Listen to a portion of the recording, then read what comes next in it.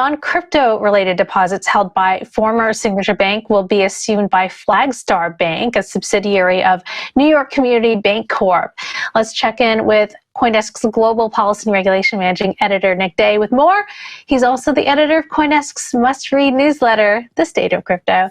Nick, what is the significance of this latest purchase? Hey, good morning. So, yeah, basically, Signature Bank has now been acquired, except for the crypto-related deposits, about $4 billion worth. The FDIC announced this last night, said that, as you mentioned, Flagstar would be taking over Signature Bank's assets and deposits. It's going to cause about a $2.5 billion hit to the deposit insurance fund.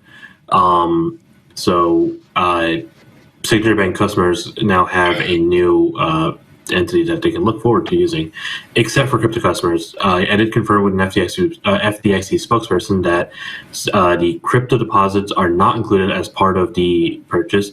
The FDIC phrased it in the press release saying that Flagstar did not put in a bid for those assets, suggesting that Flagstar itself didn't want to acquire the crypto, assets or deposits. But obviously, this is coming on the heels of a lot of confusion and questions about whether or not Signature was shut down due to crypto-related things. I imagine this is probably going to put a little bit more fuel onto that fire.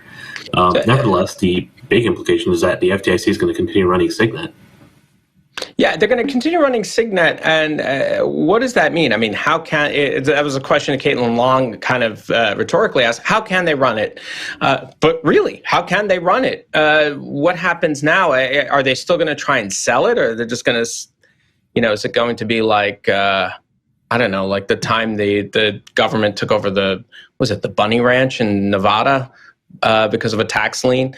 So is that pretty much what we're going to see here? So I'm honestly not sure. I know the FDIC intends to return all of those deposits to crypto customers in the coming weeks and months. It could be that after that is done, they'll just shut down Signet.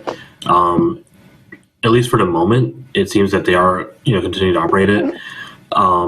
For what it's worth, we do know that the Federal Reserve has its own real-time payment system coming out in July. So it's very possible that the FDIC will be able to continue running Signet until then, and then crypto customers might have a actual government-backed alternative to look forward to. It seems equally possible that Signet will just operate right up until all those deposits are returned to crypto customers, and then the FDIC will say, okay, well, we're done here. Our job's taken care of. We're going to shutter this thing. Please find alternatives. So what does this mean for other banks that are facing scrutiny over crypto customers like Silicon Valley Bank? Well, they're probably, not in any kind of a different position than they were 2 weeks ago. The FDIC, the Fed, the Office of the Comptroller of the Currency, they've all been kind of warning about, how banks should handle crypto risks. But they haven't, there's all this talk about the regulators actually actively forcing banks to, get rid of crypto customers. Whatever ends up happening with that, it's probably not going to change really. It's going to be more a question of, are there risks? Are there, concerns? Over the weekend, there were tweets suggesting that Silicon Valley Bank might have been, if not skirting certain KYC rules, being a little bit more lax with them. VC founders were saying, yeah, I didn't have to put my address in when I was working with the bank. So, questions like that, the regulators are going to be asking, do you have KYC? Do you have all these, things that crypto or startup companies might not be willing to provide? All right. Nick, thanks for the update. That was CoinDesk Managing Editor of Global Policy and Regulation, Nick Day. Don't forget to sign up for the State of Crypto newsletter on CoinDesk.com.